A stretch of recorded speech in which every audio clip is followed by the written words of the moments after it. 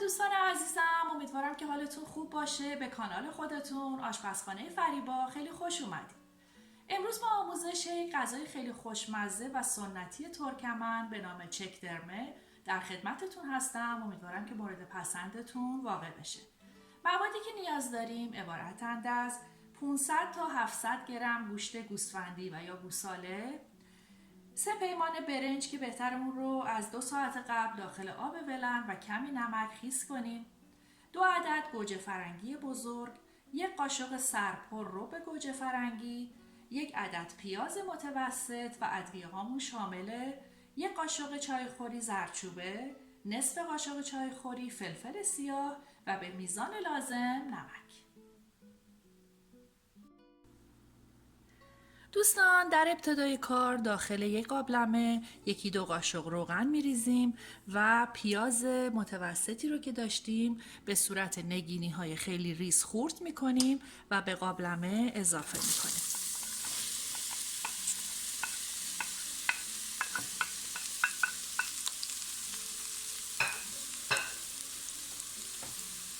همینطور گوشتمون رو اضافه میکنیم.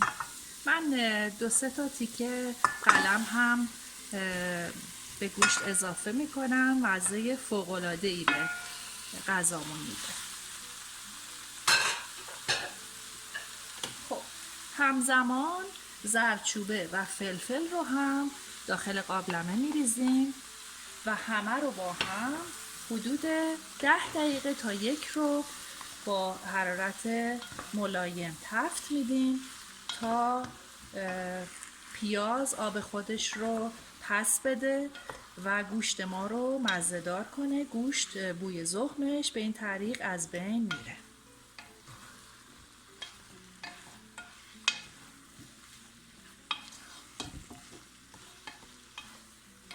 خب حدود 1 رو زمان میبره. من این کار رو انجام میدم، دوباره برمیگردم. خب دوستان عزیزم، من حدود 1 رو گوشت ها رو به همراه پیاز و زردچوبه و فلفل سیاه تفت دادم. همونطور که میبینید پیازها کاملا آب شدن، اصلا دیده نمیشن، مزه خودشون رو به گوشت دادن، گوشت مزه دار شده و بوی زخمش از بین رفته.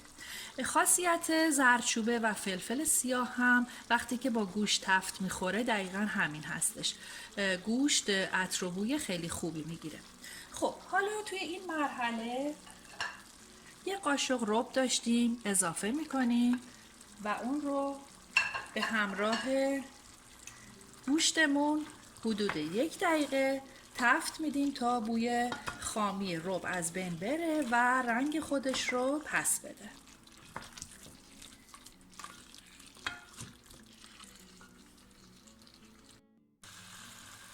خب رب رو هم حدود 1 دقیقه تفت دادم و بوی خامی اون از بین رفت. حالا گوجه هایی رو که داشتیم به صورت نگینی های خیلی ریز خورد میکنیم و توی این مرحله به قابلممون اضافه میکنیم و اونها رو هم به همراه گوشت حدود 3-4 دقیقه تفت میدیم تا از حالت خامی در بیان و یه مقداری بافتشون نرم بشه.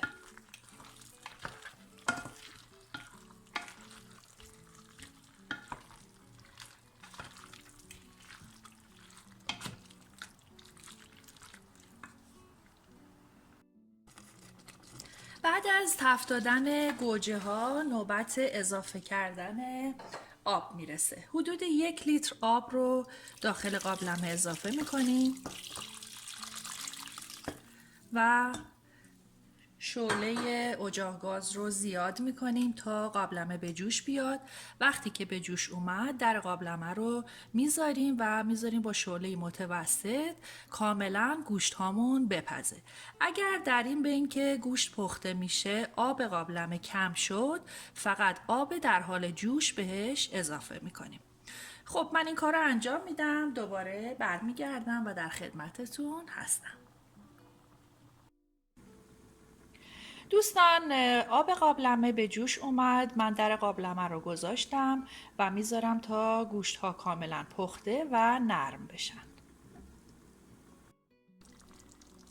خب دوستان، برگشتم و گوشت‌های داخل قابلمه کاملا پخته و نرم شدن.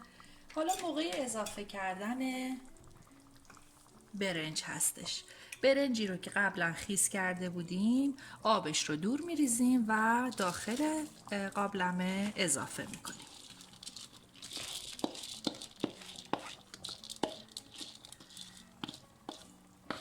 خب یه همه کوچولو میزنیم که با بقیه مواد کاملا مخلوط بشه.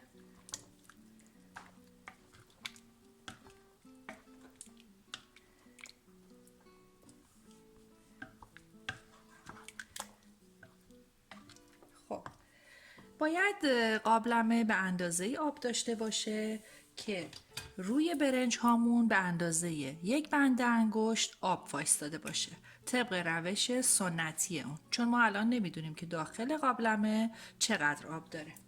خب آب رو اضافه میکنیم.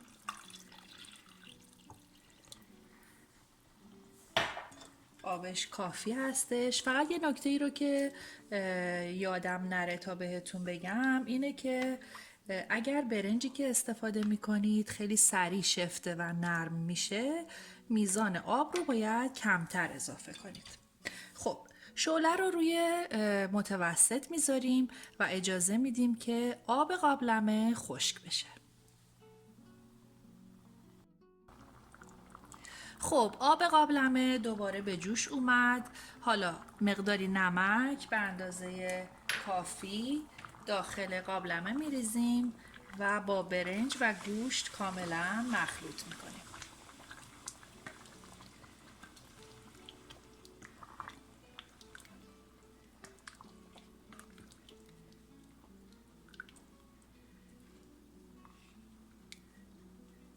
خب میذاریم که آب قابلمه کاملا کشیده بشه.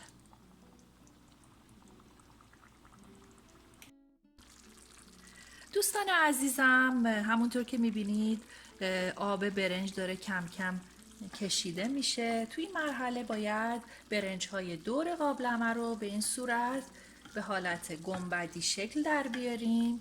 این کار باعث میشه که برنج های دور قابلمه شفته و خمیر نشن. خب میذاریم تا کاملا آبش کشیده بشه. خب عزیزان، همونطور که میبینید آب برنج کاملا کشیده شده. توی این مرحله اگر که دوست داشته باشید میتونید یه مقدار کره رو به صورت ورقه‌ای روی سطح برنج قرار بدید، ولی من اضافه نمی کنم چون فکر میکنم به اندازه کافی روغن داره. خب حالا در قابلمه رو روی اون قرار میدیم و میذاریم برای 40 دقیقه با شعله ملایم برنجمون کاملا دم بکشه. بعد از اون برمیگردم و فیلم میگیرم. دوستان عزیز، حدود 45 دقیقه گذشت و دمی ما الان آماده هستش. میتونید اون رو سرو کنید. کاملا دم کشیده و به هیچ عنوان شفته و خمیر نشده. فوق‌العاده زیبا و خوش عطر و بو هستش. این غذای خوشمزه رو میتونید به همراه سالاد، ماست و ترشی نوشه جون کنید. خب من این غذا رو داخل ظرف سرو میکنم، برمیگردم و تقدیمتون.